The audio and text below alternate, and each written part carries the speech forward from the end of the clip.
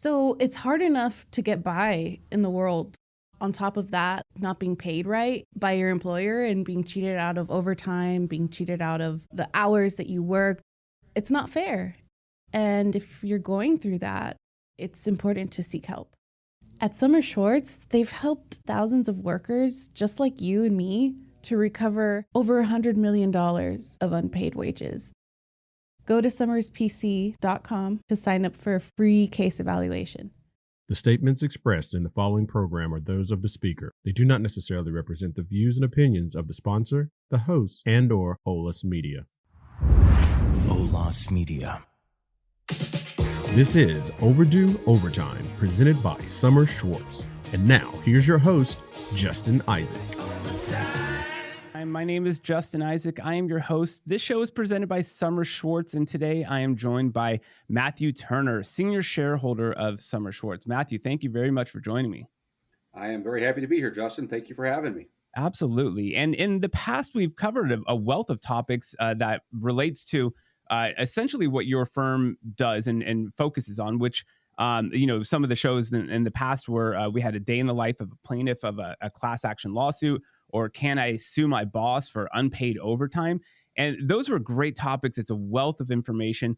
Today, we're going to be talking about something pretty specific too, and it's called donning and doffing. So let's start off with this. Anyone who's probably listening to this show, they might not have a legal background, but they want more information. And donning and doffing is a pretty important thing, and it's been recently in the news. So let's give them first a rundown of what we would consider donning and doffing, if you can give a good explanation. Sure. So donning and doffing are sort of silly legal terms that really simply mean donning means to put on, and doffing means to take off. And so donning and doffing is when donning is when you have to put things on, and doffing is when you have to take things off. And the question is, are you entitled to, or should you be getting paid for the time that you spend putting these things on or taking these things off? Yeah. And sometimes the question is, sometimes it's a very easy question to answer. Sometimes it's a very difficult question to answer. Nobody would think that if you get up in the morning, you take your shower and you go into your closet and you get dressed to go to work, that anybody should think you should get paid for that. That was my first thought too, is am I undercutting myself here as a self-employed person? Should I be paying myself for getting ready in the morning? But it's obviously, it has to be more complicated than that, right? There's got to be some kind of metric to figure this out. So let's take the other side of that same coin. Let's just, now obviously professional football players aren't paid by the hour, right? But we all know that professional football players have a very specific uniform that they have to wear to be able to do their job. They got to go to wherever the stadium they're going to be playing, go in the locker room, put on all of their equipment, right? And they can't do their job if they didn't have their helmet and shoulder pads and all of those other things that they wear. So if they were hourly employees, that would clearly be donning, that would be compensable, because it is completely integral and indispensable to doing their job. Two more, important legal terms, but really what it means is, are you putting these things on because you really need them for your job, or are you just putting them on because it's something you sort of always do and it's not real important to the job that you're going to do? All right. Well, let's start with this. I think that giving a good example for something like this gives a lot of context to people, because we can explain the legal side of it. We can explain how it kind of works, but let's give an actual case that would help illustrate essentially what we're talking about. Okay. So an actual case is somebody works in a case that I handled myself was a case against Sara Lee. We've all heard of Sara Lee. Sara Lee meats, roast beef, and they make all the food and stuff.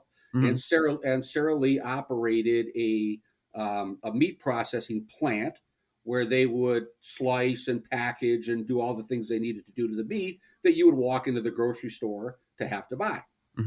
And the people who worked in that plant would have to go to work, go into a locker room, and they would have to wear a very defined set of things before they could go into the plant and do their job. And so they would have to wear a hairnet, a beard net, a hard hat, safety glasses, steel-toed boots, gloves. They'd have to walk and do certain washing after they put this stuff on to make sure their stuff was clean. Mm-hmm. And then they would proceed to the floor and they would start their jobs. And they did not get paid for any of that time that they spent putting on those items.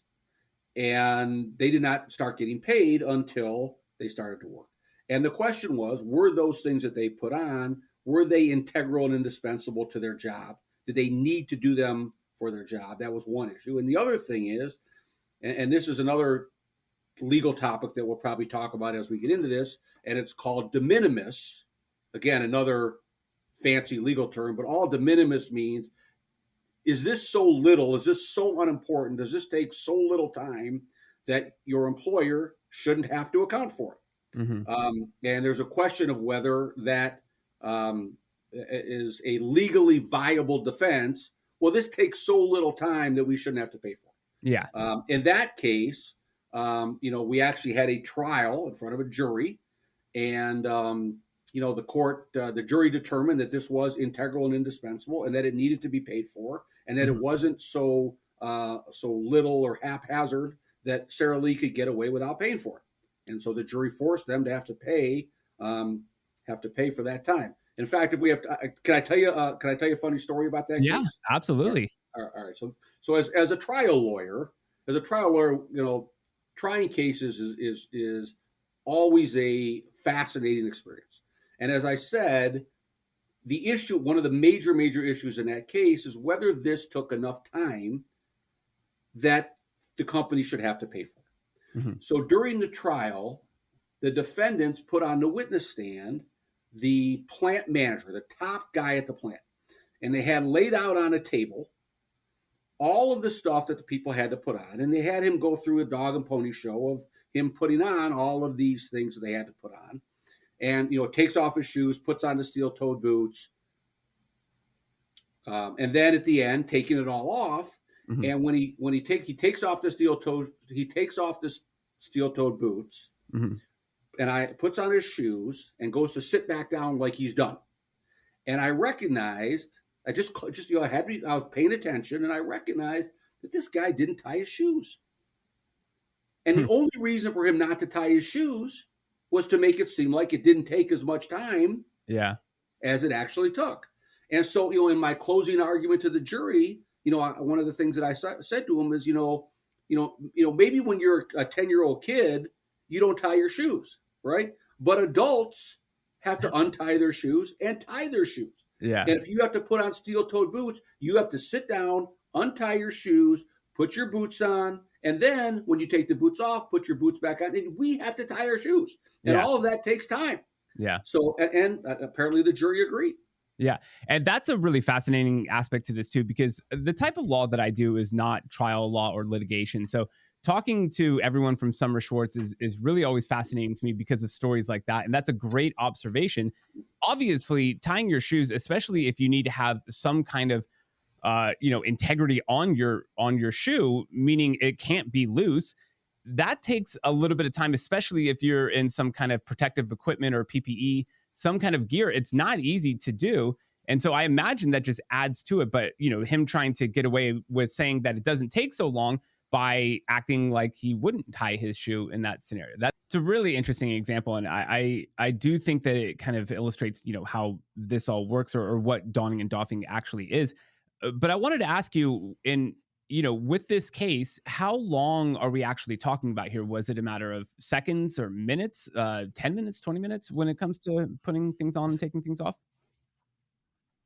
So here's one of the interesting things, Justin, about this whole scenario is another legal concept called the continuous workday. Okay. And so in that case, after the employees put on their equipment, they had a fairly significant walk through the premises, through the plant to get to where they had to get to do their job. Okay. So what that meant is the law says that once you start working, unless you're on a legitimate unpaid lunch break, for example, everything that you do after you start working is compensable. Even if you take a break, those breaks have to be paid unless they meet the test for a legitimate lunch break. All right. So if the putting on of the clothes, the donning in the locker room is compensable, then all of the walking time to get to the start of their shift where they would clock in is compensable. If the donning is not compensable, then the walking time isn't compensable because their shift wouldn't start until they clocked in at the place where they actually worked. So by determining that the putting on of this equipment was compensable, it made all of the walking. Yeah, so I imagine that really adds up to, if you have a lot of employees, and we're talking about adding minutes on to every single day on the front end and probably back end too, and you have hundreds, if not thousands of employees, and you're talking about days, months, years that this has been going on, that really adds up very fast, I imagine. So the doffing or the taking off would be the same thing at the end of the day. So what would happen is they would clock out at the end of their shift at the work spot, and then they would have to walk to the locker room, take off all the stuff, put on their regular clothes, put on and tie their shoes, and then they would be ready they would actually be ready to leave and walk out. Of course, all of that was unpaid, and most of these people worked 40 hours a week or more. So all of this time was unpaid overtime that they were entitled to be paid at time and a half. So that made it that much worse by a big factor, I imagine. And this kind of, unpaid overtime, it's what we've already talked about too. So this is a nice natural transition into this topic.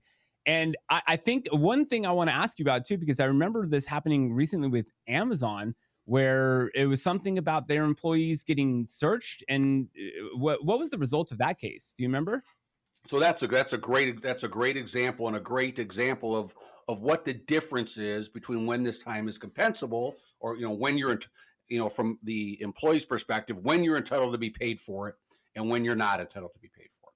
So in that case, people worked at Amazon and they were whatever they did in the plant, they were putting things in packages and whatever, and then Amazon had this policy, or their actual employer was, I think, a company called Integrity Staffing, but they had to be searched before they left to make sure that they weren't stealing anything.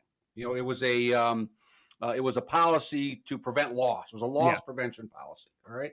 And while it clearly took the employees time to wait to be searched before they could leave, it had no relation to what they actually did during their workday while they were in the plant working, as opposed to the personal protective equipment that the Sara Lee people had to put on that was directly related to what they had to do for their job, or the legal term integral and indispensable.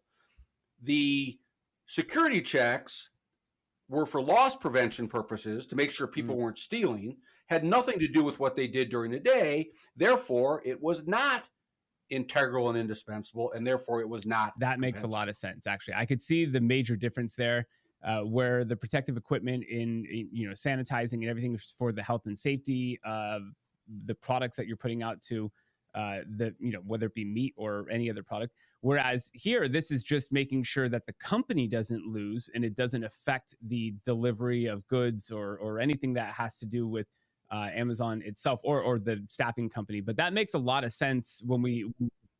Can I jump in, Justin, to say something really important though? And we have been talking about, so the federal law. What I've been talking about is what the Fair Labor Standards Act is, the federal law that applies across the country as it relates to payment of wages. Okay, and everything that I've just said is applicable under the federal law. And the Amazon case that we've been talking about was a case that was decided under federal law. But every state has its own wage and hour law. And sometimes the state's wage and hour law is different than the federal wage and hour law. So, for example, there are certain states, Massachusetts is one, California is one, and there are others. There are certain states that say that if you have to be on the employer's premises, then that is paid time. So that case would have come out differently under the state law for certain cases that are brought in those states. Yeah, I remember we actually spoke about the federal law versus state law in a previous episodes too, and it is important to note that they are very different sometimes, and some things might be compensable, like we talked about, under a state law, but maybe not necessarily under the federal labor, FLSA. I keep on messing that up. Fair Labor Standards Act. Or what we call FLSA. I thought F for federal because it's a federal law. So, but Fair Labor Standards Act, of course. I apologies for everyone out there. This is not my field of law. I deal with probate law and estate planning, so I'm a little bit outside of the my norm here. But while we're talking about this, and also just to reiterate, I am joined by Matthew Turner of Sommers, Schwartz, and we are talking about donning and doffing. And so far, we've pretty much covered how donning and doffing works, or what it actually means, taking things on or taking things off, if they're integral to the work itself and the job itself.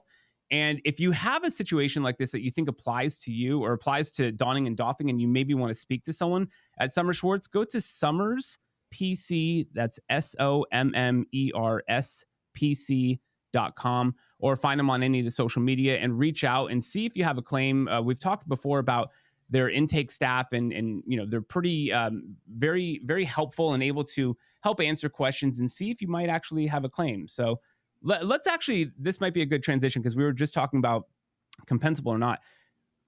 So we kind of touched on what makes it compensable, and I think you said it's an integral part to the job. Now, I wanted to ask about the Sarah Lee situation. Does it make it more or less integral if the job is providing you with the equipment, or if the job just has a requirement in place or some kind of like health code standard? So that's a great question, and one of the fundamental things that is looked at is, where does the employee have to put on and take off the clothing? Okay, so if you can take the clothing home with you, and you can put it on and take it off at home, it's not going to be compensable. On the other hand, if the employer requires you to pick up the clothing at your place of employment, put it on there at your place of employment, that is an important factor that is going to, that's an important factor as to whether it's compensable or not. So if you have to get the clothing, the equipment, and put it on there and take it off there and leave it there, that is much more likely that it's going to be compensable. It kind of transitioning or akin to this, I guess you could say, we spoke in the beginning of the show about getting ready for work, maybe driving to work. I guess it's pretty obvious to me, but maybe we should break it down for anyone who's listening. Driving to work, getting ready for work. If I'm just a regular employee at like a retail store, obviously that's not paid for by my employer, right? Because it's not integral to the running the business, but it is integral to me as an individual, right? But everybody has to go from their home to their place of employment. So that's not going to be compensable. Let's take and again, this isn't donning and doffing, but it sort of goes along the same thing. Let's take a more difficult example. Let's say that you are a appliance repair person. All right. And to do your job, you have to drive a truck, okay, that has all of your tools and equipment and everything you need, parts, all the things you need to fix people's dishwashers and washing machines and all of those things that appliances that people have in their homes. Okay. So one example, you drive from your home to your house, you pick up a truck, okay, then you drive your truck to your first job. Okay. The time you spend driving from your home to your house to pick up the truck, clearly not compensable. Okay. On the other hand, you take the truck home with you, you get in your truck and you drive not to your place of employment, but to the customer's first house. Okay. So if you're in the work truck and you're driving directly to the home of where your first appointment is, okay, there's a pretty good argument that that's going to be compensable time. Ah, okay. So if you have someone who, I bet this applies to a lot of people. If you have some kind of equipment that belongs to your job, mainly a work vehicle, I guess you could say. Now, actually, hold on, before I even get into that, what about someone who issues a company car? If I give one of my employees a company car, does that mean as soon as they leave the house that they're on the clock? Absolutely not. That doesn't change anything. Okay, just making sure. No, that's not going to change. That's not going to change anything. Lots of people have company cars. Yeah, I imagine too. We get into a whole nother field of law, which would be, is it if they get into an accident while they're on their way to work or on their way to a job? Is the company liable or is the individual liable? And I don't want to get into the weeds on that, but I think that might be a good topic for another show. But it does bring up that kind of question too. So I do appreciate that, and I like all these examples because it really helps illustrate exactly what we're talking about. And I know Sommers Schwartz has a vast experience in so many different things and this type of law. But I know you have something that's pretty specific to the donning and doffing case or type of law. And you actually have a previous client who can attest to that. So let's actually hear what your former client had to say about their case. Would love to hear that. I had went to work for that company in 1982, and they told us we had to be at work 15 minutes early. We asked, hey, we're not being compensated for this. The company insisted and said that their legal department said no, that what they're doing is okay. So when the company slammed the door, I felt like that I should contact someone. I'm glad I got Sommers and Schwartz. They gave me this opportunity. It didn't cost me anything. It's really interesting, and it really does help give context. And as I'm sure if you've listened to any of our episodes before, I do enjoy hearing some kind of example because it really helps think about what we're talking about instead of just trying to imagine it in the abstract. So hearing a testimonial like that is so powerful and important to me.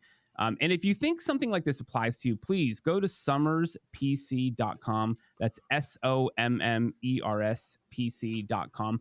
And that way you could find out whether or not you have a claim or a case. I think it's really important to get that information to maybe speak to Matthew or someone at Sommers Schwartz to understand where you stand. So let's move on to one of my last questions here.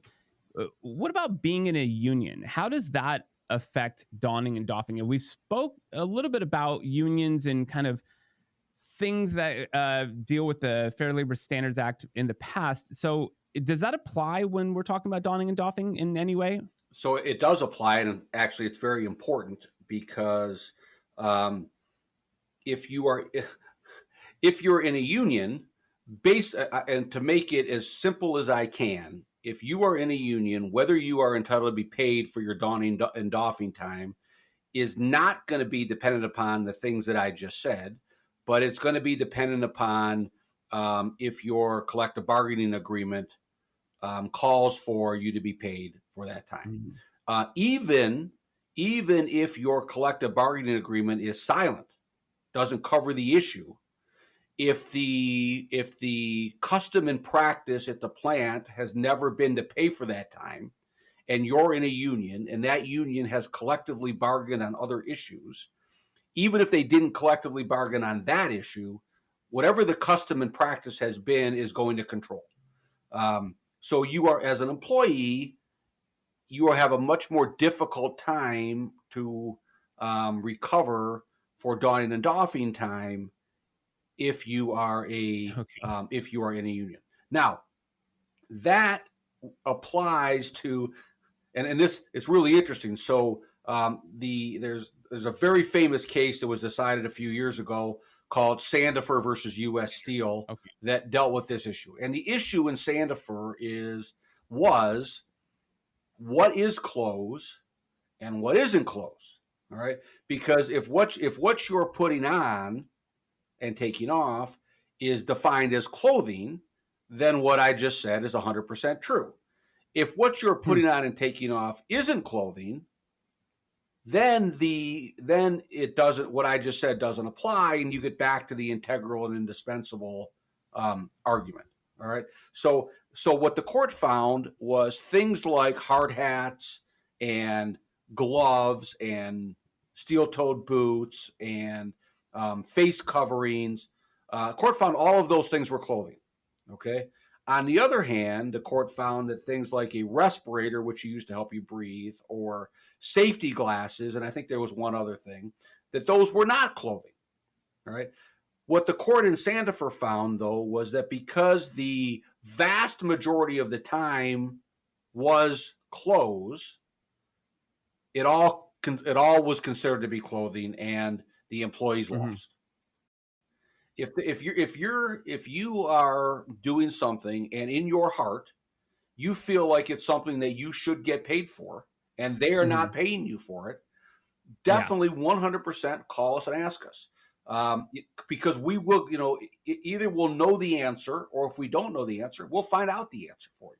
Well, here's another example of a case that I'm involved in right now, and this case is not involving a meatpacking place, but it's a case involving a food processing facility, and the employees are required to come early and to wear a particular uniform, clothes, pants, shirt, everything that has been washed and cleaned there, and they have to put it on there and they have to take it off there. And part of the reason for that is uniformity and the safety of the product that they are producing.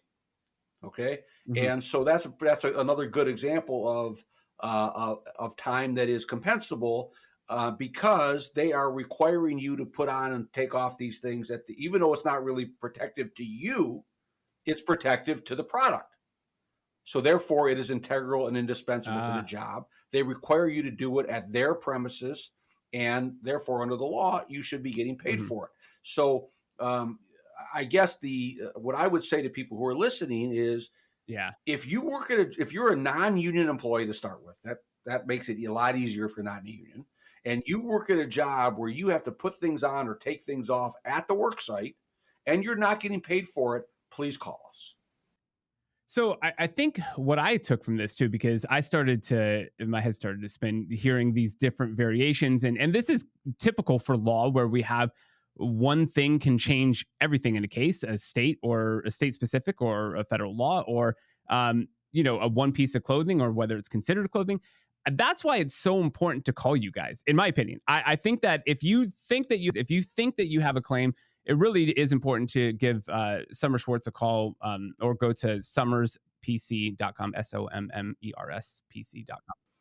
So, Justin, there's one other thing that I think is very important that I say to anybody who's listening to this podcast, and that is, it is a natural, understandable, and scary proposition if you are an employee to think that if you do something like this, if you do call us, if you do bring an action like this, that your employer is going to retaliate against you, that they're going to fire you, that you're going to lose your job, that they're going to make your life difficult, and all of that are legitimate, real concerns. But what I can say is all of that is illegal under the law. Okay, so they are not allowed to retaliate against you. And if they do retaliate against you, now you have even a better case than what you had before. And in fact, even if you were wrong on your underlying case, so if you bring a case and it turns out the time you're complaining about wasn't compensable, but they still retaliate against you because you complained, that is still illegal. Okay? So if you assert your rights under the law, you have an absolute right to do that. Your employer cannot retaliate against you for that. And if they do retaliate against you for that, again, you have another case against your employer that they will have to compensate you for to make it right for what they did. Yeah, and that makes a lot of sense. The most famous case under the Fair Labor Standards Act is a case by the name of Anderson versus Mount Clemens Pottery. Okay, I'm sitting here in Michigan. We're in Southfield, Michigan. Mount Clemens Pottery is located in the city of Mount Clemens, which is about 30 minutes from where I'm sitting right now. Okay, and that case was decided in 1946 when things were very different technologically than they are today. Okay, That case established this rule, this de minimis rule, that said if the time spent is so de minimis, in other words, it's so small and it's so difficult to capture the time, okay, that they didn't have to pay for it. All right. And then that decision has just continued on. All right. Even though we live in a much different time today, we have so much more abilities to keep track of time, that really the underpinnings of that decision in 1946 really don't apply anymore. And there certainly is no basis under the language of the law that would support that rule. And actually, in the case we talked about earlier, the Sandifer versus U.S. Steel case, which was the union case, but one of the big issues in that case was this time de minimis. And in that case, the Supreme Court basically said, this isn't 1946 anymore. We have the ability to keep track of this time. There's no basis under the statute that allows for this. And really, the whole purpose of the Fair Labor Standards Act is to account for these small periods of time so that people get paid for all the time they work. So it is my opinion that the de minimis idea is on its way out of the law. Okay. Oh, okay. What I'm taking from that, it sounds like maybe a defense attorney might use this as a very dismissive. It's just like your standard defense against any claim for donning and doffing. Right. If you're doing something on a regular basis every day, and they're not capturing it, and if you add it up over time, even if it's only a few minutes a day, but if you add it up over time, it becomes a significant amount of time. That's not going to be what anyone would consider to be de minimis. Okay. When it comes to compensation for donning and doffing, say you have a situation where an employer needs to pay their employees, what does the court, how do they determine the actual amount? When do they go back? How many years? And also, are there double, treble damages if there's some kind of malice involved? So the question you're asking me is, how much money are you entitled to if you're not paid for your donning and doffing time? Mm-hmm. And the answer to that question is, you can go back 2 years for sure. Any ambiguity any question is going to be resolved in favor of the employee and against the employer. And then you are entitled, whatever the time is that you weren't paid for, you are entitled to be paid for that time and then to double that time. So how much you're entitled to in damages is a function of how much time it takes you to do the things they didn't pay you for. And it is actually the employer's duty to keep track of the time. So if they didn't do that, any question in terms of how long it actually takes is going to be resolved against them. And then on top of that, you are entitled to double what it is that you are actually owed. So to figure out how much you're owed for the time they didn't pay you for, everybody's familiar with the concept of the statute of limitations. And there's a statute of limitations on these claims. And the law says that you can always go back 2 years. If the employer's actions were willful, and actually under the FLSA, under the law, that is actually a fairly easy test to prove willfulness, then you can go back a third year. Okay, so you can get damages for up to 2 to maybe 3 years, right? You're entitled to be paid for everything, all the time, all the overtime that you were not paid for. You are then entitled to what's called liquidated damages, which means that they doubled that amount, right? And then you are entitled to your attorney being paid all of their attorney fees for the time they spend vindicating your rights. So another question really comes up here in this situation. How would I know if my industry is specifically exempt or not exempt from donning and doffing? So the question of whether someone is exempt from this whole topic of donning and doffing would depend on, first of all, you have to be an hourly employee. So if you are an hourly employee, you are entitled to be paid for time you spent putting on and taking off your equipment The only wrench in the works there is if you're a union employee, there are some differences that you have to take into consideration. Well, that's interesting. And I know that I can ask 100 more questions, especially legal questions, but I want to keep this information a little bit light just because there's a lot of good information here too. And we don't want to get bogged down with the weeds because every situation is going to be a little bit different. So I think it's important that for anyone who's listening to go to sommerspc.com, SOMMERSPC.com, to find out more information. If you do think that you have a claim, this is a great place to speak with his team of attorneys. They're experienced and they're ready to help navigate this space as we've discussed in previous episodes. So sommerspc.com for more information or to see if you have a legitimate claim. Thank you so much for joining us. We really appreciate it. And it's a pleasure being here, Justin. Thank you for having me. This is Overdue Overtime presented by Sommers Schwartz. Once again, my name is Justin Isaac, and we'll see you next time.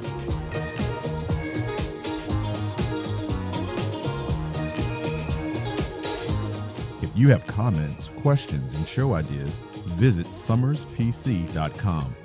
Overdue Overtime is produced at the IBC Media Lab in San Diego, California. Your host is Justin Isaac. Jessica Garcia serves as general manager, while Elia Ramos is the creative director. Lena Alvarez assists with production, and Chad Peace is president and founding partner. This has been a presentation of Sommers Schwartz on the Olas Media Network. Olas Media.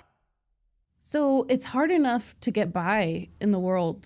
On top of that, not being paid right by your employer and being cheated out of overtime, being cheated out of the hours that you work, it's not fair. And if you're going through that, it's important to seek help. At Sommers Schwartz, they've helped thousands of workers just like you and me to recover over $100 million of unpaid wages. Go to sommerspc.com to sign up for a free case evaluation.